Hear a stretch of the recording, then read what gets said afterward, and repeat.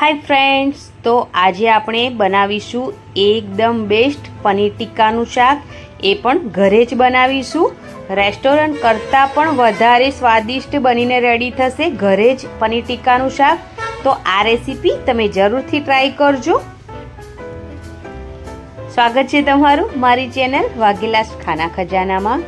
જો તમને મારી રેસીપી ગમે તો પ્લીઝ મારી ચેનલને જરૂરથી સબસ્ક્રાઈબ કરજો। लाइक कॉमेंट शेर करवानुं बिल्कुल ना भूलता। तो पहला आपणे पनीर टिक्कानुं मेरिनेट बनावी लईए। तो तेना माटे मैं अहींया 1 वाटकी दही लीधुं छे। दही मोडुं लेवानुं छे अने तेमां पाणी ना होय तेवुं लेवानुं छे। एवुं थाय तो 1-2 कलाक माटे रूमालमां बांधी अने दहीनुं जे पाणी छे ए नितारी लेवानुं। तेनी अंदर 1 चमची भरीने आदु लसणनी पेस्ट एड करी छे અને સ્વાદ પ્રમાણે મીઠું એડ કર્યું છે। કાશ્મીરી લાલ મરચું એડ કર્યું છે 1 ચમચી અને કસૂરી મેથી એડ કરી છે અડધી ચમચી। કસૂરી મેથીનો ખૂબ જ સરસ ટેસ્ટ આવે છે એટલે કસૂરી મેથી જરૂરથી એડ કરજો। અને મેં અહીંયા અડધા લીંબુનો રસ પણ એડ કર્યો છે।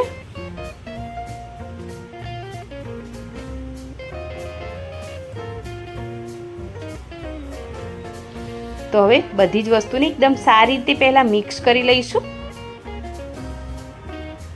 અને અહીંયા મેં 2 ચમચી જેટલો બેસન એડ કર્યો છે। મેં તવા પર બેસનને 1-2 મિનિટ માટે શેકી લીધો હતો અને ત્યાર પછી મેં અહીંયા મેરિનેશનમાં એડ કરી દીધો છે। તો મેરિનેશન રેડી થઈ ગયું છે આપણું।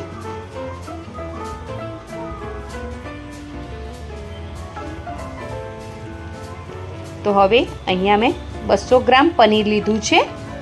એકદમ મોટા મોટા ટુકડા કરી લીધા છે તેના। આ જ રીતના જે રીતના તમે જોઈ રહ્યા છો। તો હવે તેને મેરિનેશનમાં એડ કરી દઈશું।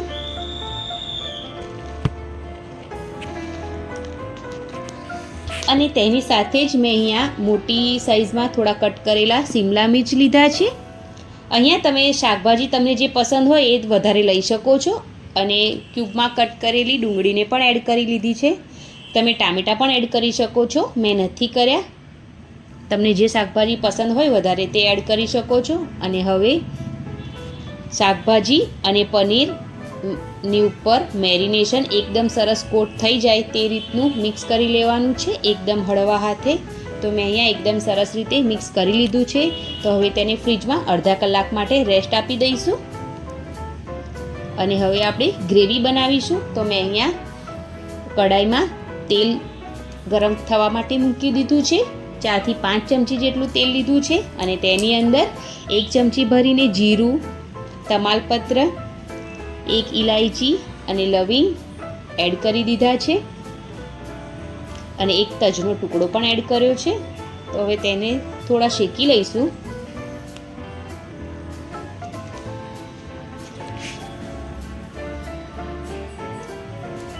તેલની માત્રા તમે તમારા પ્રમાણે કંટ્રોલ કરી શકો છો, વધારે કે ઓછું। અને હવે એકદમ ઝીણી સમારેલી ડુંગળી છે તેને એડ કરીશું। થોડી મોટી સાઈઝની મેં અહીંયા એક ડુંગળીને એકદમ ઝીણી સમારી લીધી છે અને તેને એડ કરીશું અને તેને એકદમ સારી રીતે શેકી લઈશું।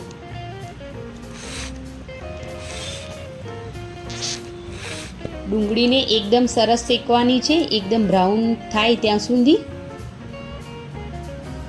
તો અહીંયા ડુંગળી એકદમ સરસ શેકાઈ ગઈ છે।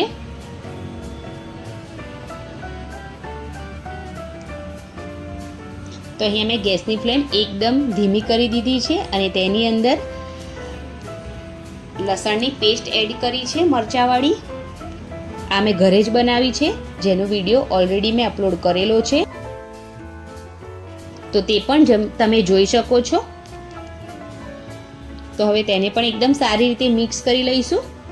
અને અહીંયા મેં 1 વાટકી ભરીને પાણી એડ કર્યું છે જેથી ડુંગળી બળે નહીં।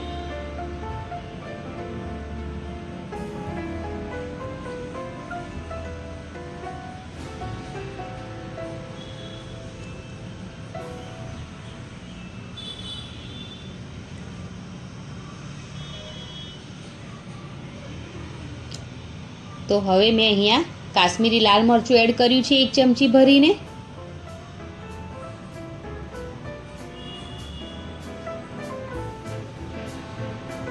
તમે તીખું લાલ મરચું પણ લઈ શકો છો જો તમને વધારે તીખું પસંદ હોય તો.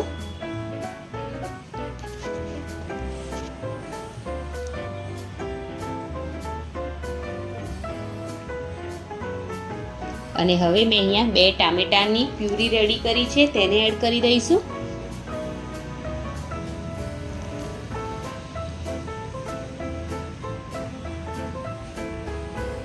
અને ટામેટાને પણ એકદમ સારી રીતે કૂક થઈ જવા દઈશું.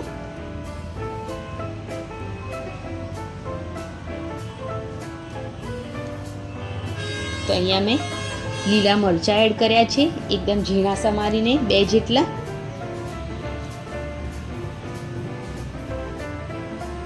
અને સ્વાદ પ્રમાણે મીઠું એડ કરી દઈશું ગ્રેવી પૂરતું. અહીંયા 1 ચમચી ભરીને મેં ધાણા જીરું પાવડર એડ કર્યો છે અને 1 ચમચી હળદર એડ કરી છે. તો તેને પણ મિક્સ કરી લઈશું.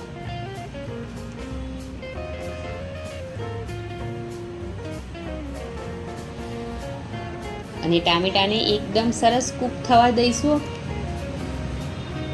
તો અહીંયા તેલ છૂટું પડી ગયું છે અને ટામેટા એકદમ સરસ કૂક પણ થઈ ગયા છે.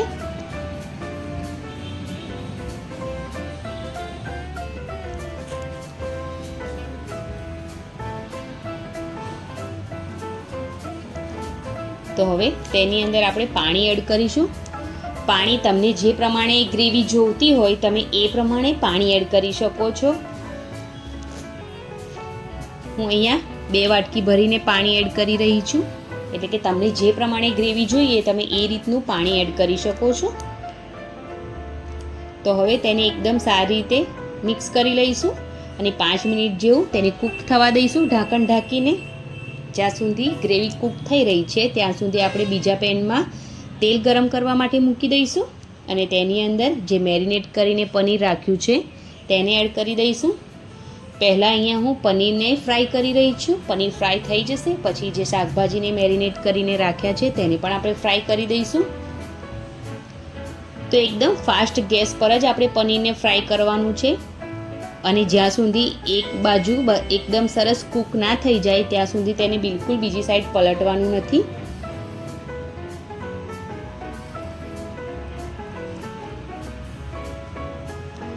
એકદમ આસાન રેસીપી છે. આપણે રેસ્ટોરન્ટ કરતાં પણ એકદમ ટેસ્ટી પનીર ટિક્કાનું શાક ઘરે જ બનાવીને રેડી કરી શકીએ છીએ જો આ રીતથી તમે પણ બનાવો તો.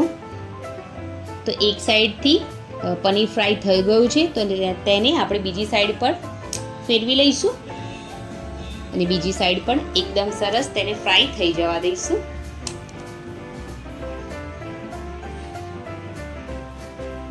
તો અહીંયા પનીર ફ્રાય થઈ ગયું છે. તો હવે જે શાકભાજીને મેરિનેટ કર્યું હતું તેને પણ એડ કરી દઈશું પેનમાં અને તેને પણ એકદમ સારી રીતે ફ્રાય કરી લઈશું. તમે જે આ પ્રોસેસ છે એ ગેસ પર પણ કરી શકો છો પણ એમાં થોડો ટાઈમ વધારે લાગે છે અને આ એકદમ ઇઝીથી ફટાફટ ફ્રાય થઈને રેડી થઈ જાય છે. તો તમે એ પ્રોસેસ પણ કરી શકો છો અથવા તો આ રીતે પણ તમે ફ્રાય કરી શકો છો. તમને જે યોગ્ય લાગે તમે એ રીતે પનીર અને શાકભાજીને ફ્રાય કરી શકો છો અથવા તો શેકી પણ શકો છો. તો અહીંયા એકદમ સરસ શાકભાજી પણ શેકાઈ ગયા છે, ફ્રાય થઈ ગયા છે.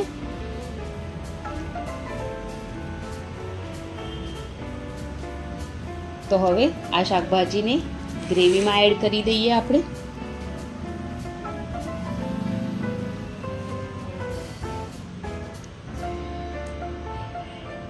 તો ગ્રેવી પણ એકદમ સરસ કૂક થઈ ગઈ છે. 5 મિનિટ માટે આપણે તેને એકદમ સરસ કૂક કરી લીધી હતી. થોડી ઘણી પણ ગ્રેવીમાં કચાશ હોય તો તે દૂર થઈ જાય એટલા માટે. તો હવે જે શાકભાજી આપણે ફ્રાય કર્યું છે તેને એડ કરી દઈશું ગ્રેવીમાં. ગ્રેવીને એકદમ સરસ કૂક કરીશું તો આપણું જે પનીર ટિક્કાનું શાક છે એ એકદમ ટેસ્ટી બનીને રેડી થશે. એટલે થોડું ધ્યાન ગ્રેવીમાં વધારે આપવાનું અને ગ્રેવીને એકદમ સરસ કૂક કરી લેવાની. તો શાકભાજીને મિક્સ કરી લીધું છે અને જે પનીરને ફ્રાય કરીને રાખ્યું હતું તેને પણ એડ કરી દઈશું અને એકદમ હળવા હાથે મિક્સ કરવાનું છે આપણે.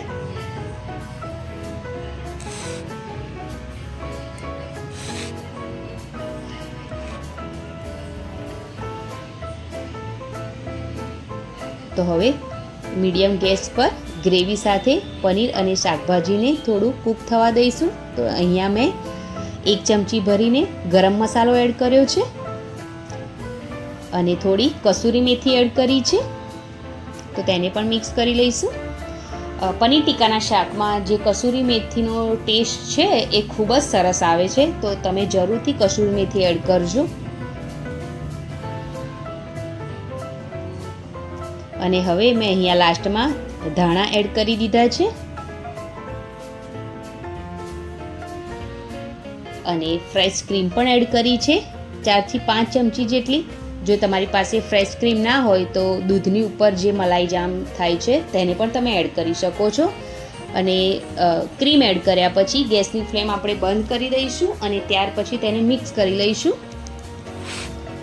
તો એકદમ આસાનીથી પનીર ટિક્કાનું શાક ઘરે જ બનાવીને રેડી કરી લીધું છે આપણે. એ પણ રેસ્ટોરન્ટ કરતાં પણ એકદમ વધારે ટેસ્ટી બનીને રેડી થયું છે. તો તમે આ રેસીપી જરૂરથી ટ્રાય કરજો અને ટ્રાય કરો એટલે મને કોમેન્ટમાં જરૂરથી જણાવજો કે તમને આ રેસીપી કેવી લાગી. લાઈક જરૂરથી કરજો આ વિડીયોને અને ફ્રેન્ડ્સ અને ફેમિલી મેમ્બરમાં આ વિડીયોને જરૂરથી શેર કરજો.